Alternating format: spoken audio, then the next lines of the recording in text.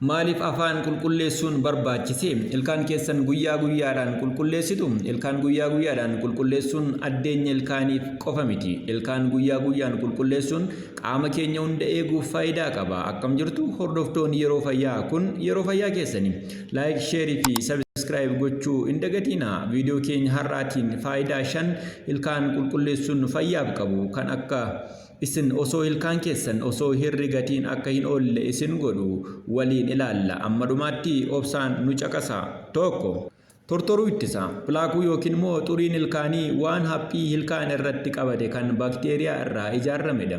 Yeroo ilkaan keenya rigannuu fi fiiloos goonu yookiin immoo kirriidhaan ilkaan keenya gidduu qulqulleessinu xurii ilkaan keenya irratti ijaarame kan osoo inni inaameelii yookiin immoo of ilaalee ilkaanii keenya hin miidhiin dhabamsiifnaa jechuudha. Kun immoo tortoruu ilkaanii urachuu ilkaanii ittisuun ilkaan keenya jabaataa fi cimaa akka ta'u godha. 2.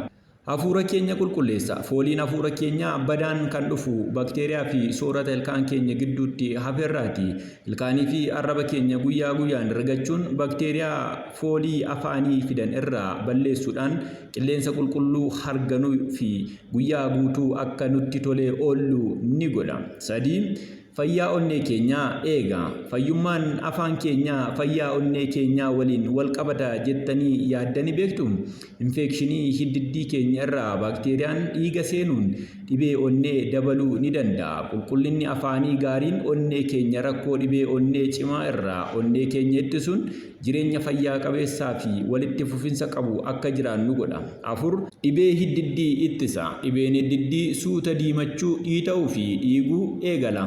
Ilkaan keenya rigachuu fi fiiloos yookiin immoo kirriin gidduu ilkaanii qulqulleessuun baakteeriyaa infekshinii uumuu dhabamsiisuun hiddiddiin keenya jabaatee akka turuu fi dhibee irraa bilisa akka ta'u godha. 5. Ofitti amanummaa keenya dabala. Ilkaan qulqulluunii fi adiin akka miidhagnuu fi akka nutti tolu godha. Ofitti amanummaa keenya ni dabala. Miira gaariin akka nutti dhaga'amuu fi namoota waliin hariiroo gaarii akka qabaannu godha. Yaadadha, afaan fayyaa qabeessa jechuun jireenya gammachuuti. Ilkaan keessan guyyaatti yeroo 2 qulqulleessa. Guyyaadhaan immoo fiiloos godha. Ji'a 6 immoo ogeessa ilkaanii daawwachuun fayyaa ilkaan keessanii ni eega. Egaa kabajamtoota hordoftoota keenya waan nu waliin turtaniif galatooma. Viidiyoon kun yoo isinitti tole like, share fi subscribe gochuu hin dagatinaa. Odeeffannoo fayyaatiif filannoon keessan yoomiyyuu yeroo fayyaa haa ta'u.